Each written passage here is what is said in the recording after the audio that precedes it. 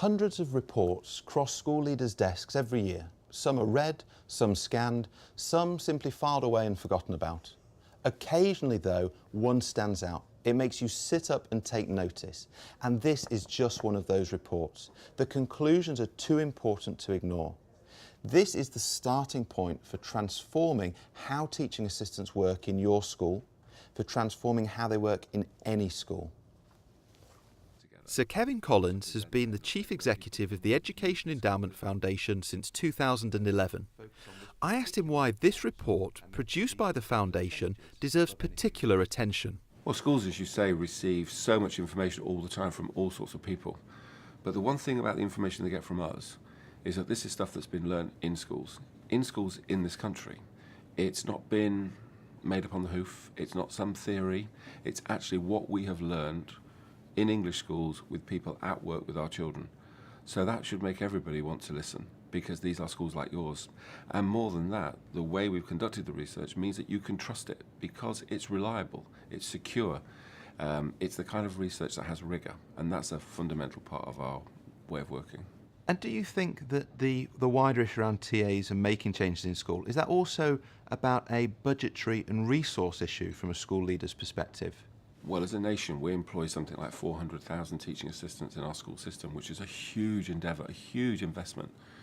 So we all know that in these times of restrained budgets that's becoming more and more apparent on schools, we need to get the most out of every penny we spend and every pound we spend.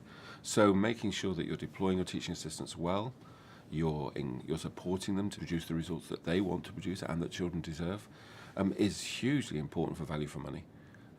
And that's a part of the reason why I think the research is always presented in a way that we tell you about how secure the evidence is, we can tell you about the impact, but also we can tell you about what it costs to make these changes. And as we know, teaching assistants, when they're deployed well, are an incredibly efficient way of supporting children's learning. Two long sides. Can we do that? Two long sides. In this course, we'll examine what the Education Endowment Foundation's research into teaching assistants has revealed. And we'll look at the practical steps every school can take to transform the impact of their teaching assistants on student achievement. And it is a rectangle. I visited the Institute of Education in London to find out more about the impact of the guidance on teaching and learning. There I met with Diane Heritage, who is a director with the Outward Institute of Education and has extensive experience working in senior leadership roles. She has been instrumental in helping to roll out the findings of the report in Yorkshire and the Humber. How have the schools changed as a result of the research?